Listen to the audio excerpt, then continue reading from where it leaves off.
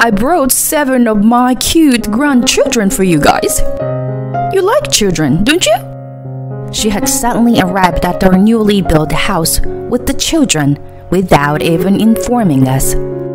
I'm Amanda, 34 years old, and I've been married for 2 years to my husband, Will. We make a living together by teaching programming at a school we own. I had always admired teachers since I was a child, and even took the teacher certification exam, but ended up owning a school. My job is fulfilling every day.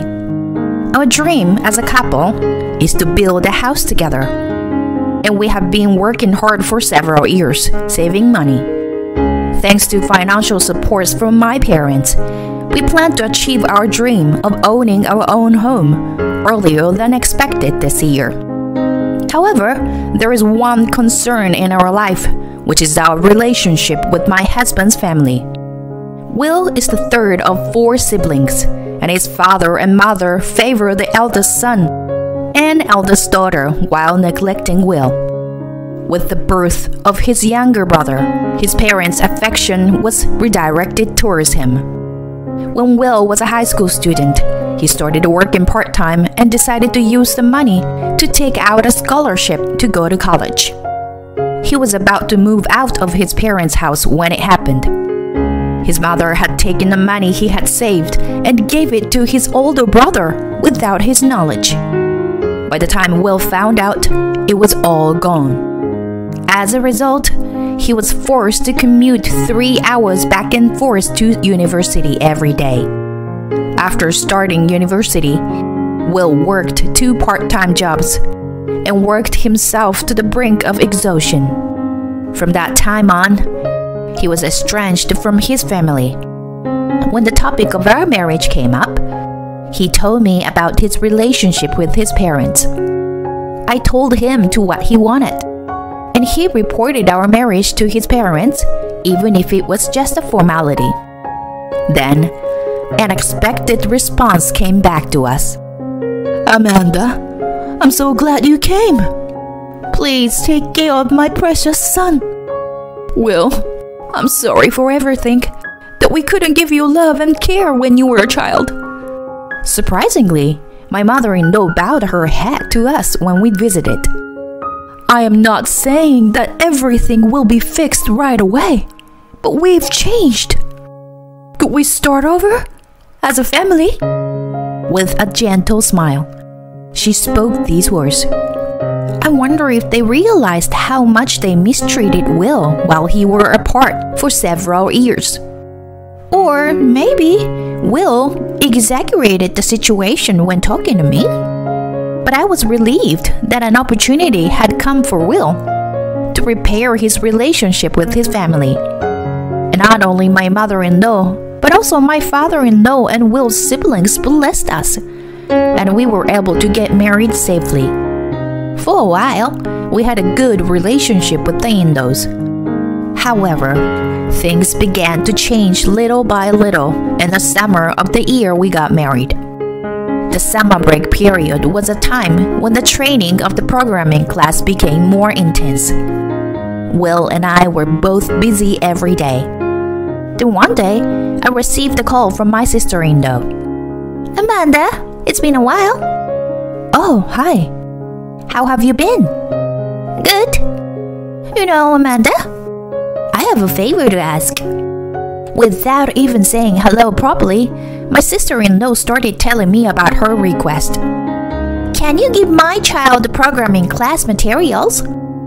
I'm sorry, but we only have enough materials for the number of students. And it's also against the rules to give them for free.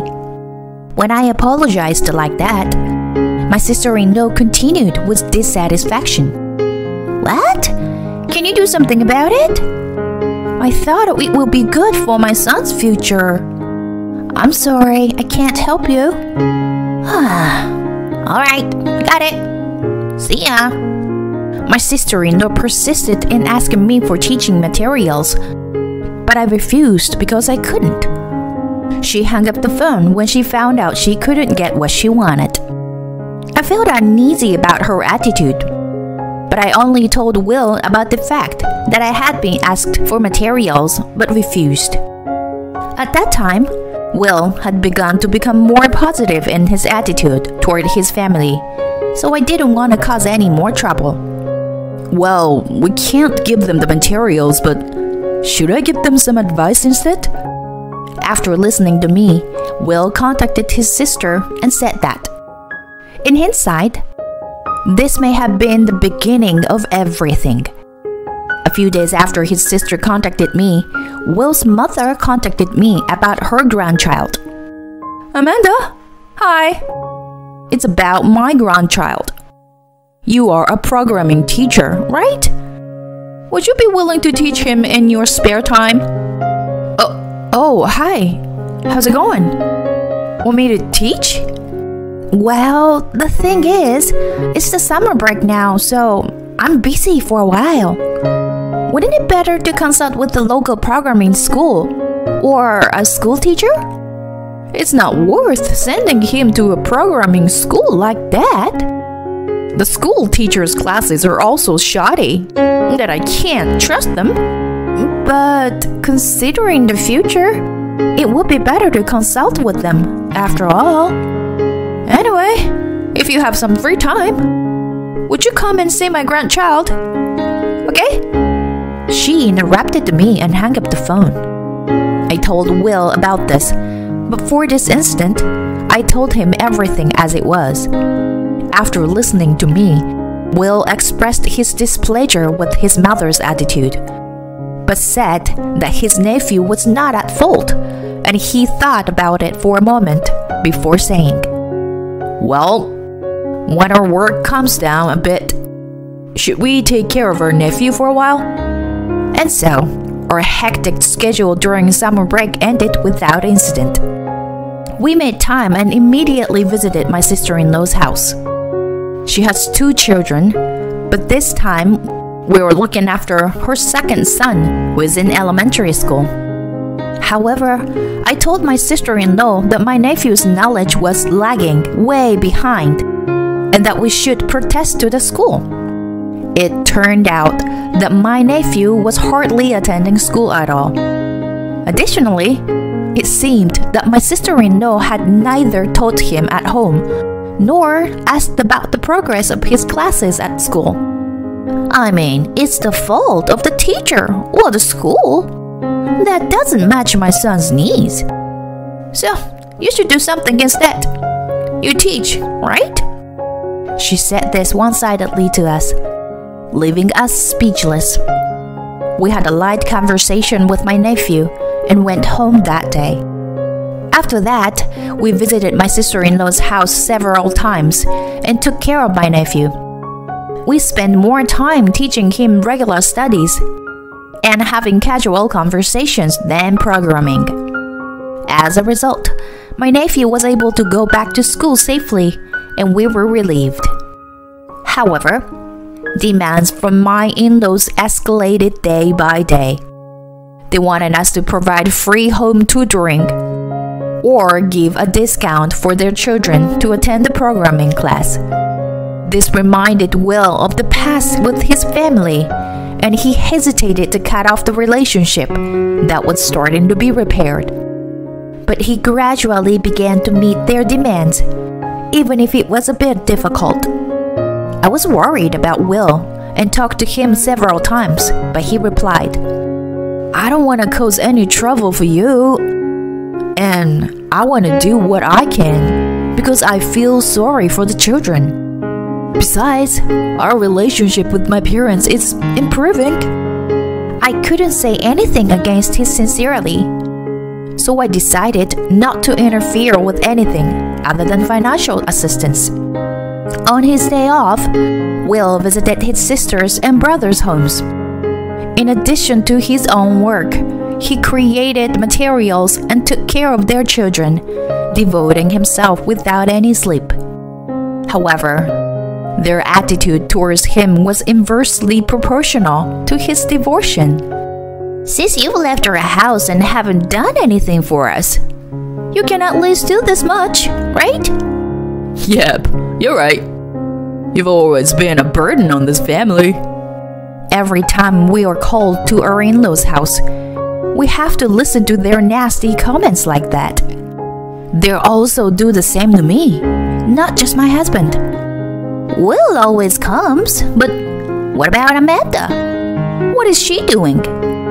I wonder if she doesn't feel like to do much for her husband's family. I had been patient for Will's sake until then, but I couldn't remain silent at my sister-in-law's words. This is about your own child, right? Isn't it supposed to be the mother and the father who should be making an effort? Why are only Will and I helping you? I don't remember being ridiculed like this, despite all our efforts. I replied boldly with these words. My in-laws seemed a little surprised by my words, but they still persisted. But we are a family, so we should support each other, right? So, what's with that attitude of yours? My mother-in-law was angry, and my brother-in-law and sister-in-law followed suit and started to criticize me. I wanted to say, we've never received any support from you guys to begin with. So what do you mean by supporting each other? But I held back my words and clenched my fists. As I watched Will, who was dumbfounded by the scene, I realized that I had to leave. So I left my in-laws' house without saying a word. As I was leaving, Will came after me and muttered, I'm sorry. I finally woke up. I must have been like a slave again to these heartless people. After a few years had passed, we had almost completely cut off ties with my in-laws. However, because of their children, Will continued to teach them, although with less frequency than before. During this time, we received assistance from my parents and were able to prepare to build our new home earlier than planned. However, somehow, my mother-in-law found out about our new home and started to interfere. She strongly insisted that we make it a two-family home and would visit unannounced to voice her opinions on the construction of the new house. As the construction of the new home progressed, and we were only a few months away from moving in, a plumbing error was discovered. Since our current home had already been terminated, we had to temporarily move into a nearby property that the plumbing company covered the cost for. Although it was a temporary home, it was very spacious and impressive. Then we came up with an idea. We had not told our in-laws our new home address because of their persistence. So instead, we gave them the address of our temporary home. When we finally moved to our new home, we went through various procedures to completely sever our ties with my in-laws. However, my mother-in-law visited our temporary home and announced, with 7 grandchildren in tow, including my brother-in-law's children, ranging from high school students to kindergarten-aged children. It was like a circus, and my mother-in-law pushed the front door and said something that left me dumbfounded. I brought 7 of my cute grandchildren for you guys. You like children, don't you? My sister-in-law spoke to me to add my mother-in-law's words. We're going on a trip with only the adults, starting today. You guys have time off, right? Can you take care of these kids while we're gone? Make sure to feed them and bathe them properly, okay? As I noticed the noisy atmosphere at the entrance, my husband came out from the back. Then I confidently said to my in-laws, Who are you guys? Huh? My mother-in-law and sister-in-law were surprised at the same time. What do you mean? Who are we? What is this? Yeah, what are you talking about? We're even giving you a chance to rebuild the relationship with your husband's family. They began to shout in anger at my words. My husband and I continued the conversation in the same tone. What do you mean by my husband's family? Well, Do you know these people? No, I don't know them. Aren't they your acquaintances, Amanda? I don't know such shameless people. Right. If you were talking about my husband, Will, he was recently adopted into my family. So my family is now his family. What business do you strangers have here? My in-laws were taken aback by my words. However, my mother-in-law immediately came back to attack. What are you doing? Adopted? Don't be silly. And what's with this house? It's not a two-family house, is it? Saying this, my mother-in-law began to make a scene, throwing shoes at me and knocking over the vase by the entrance. What are these people saying, Will? I don't know, but something seems off. Let's call the police just in case. Just as Will was taking out his phone to call the police, my mother-in-law seemed to understand the situation and shouted out, "Don't think you can get away with doing something like this for free. Oh, please, take the children and leave. If not, I'll have to report it to Child Protective Service." As I piled on, my sister-in-law hastily put the children in the car, kicked over a potted plant near the gate, and drove away. I immediately contacted my family and the real estate agency that I'd rented us the property, explaining the situation. My father answered the call and quickly arranged for a lawyer. He also said he would take steps to ensure that our ex-in-laws would not come near us. The broken vase and potted plant were actually provided by the real estate agency, but a surveillance camera had been installed at the entrance, so we were able to seek compensation for the damage as property damage. Later, my ex-brother-in-law called us on the phone. "You canceled our trip, so pay for the cancellation fee and compensation. Also, pay for the damages caused by abandoning the children." Since my brother-in-law made such an unreasonable request, we recorded the conversation and reported to the police as blackmail. In the end, my ex-mother-in-law and sister-in-law were charged with property damage, and my ex-brother-in-law was charged with blackmail and dealt with by the police. We had secretly been in contact with our nephew, whom we had looked after first. According to him, my sister-in-law was apparently giving a divorce as a result of this incident, and the children were taken by their father's family. We were able to obtain a restraining order against our ex-in-laws, and there were no further attacks afterwards. Our house was also safely completed, and we were able to move into our new home. As for me, I have been studying to become a child psychologist while working, secretly hoping to become a source of support for children like Will and my nephew. I've also begun to consider welcoming new family member.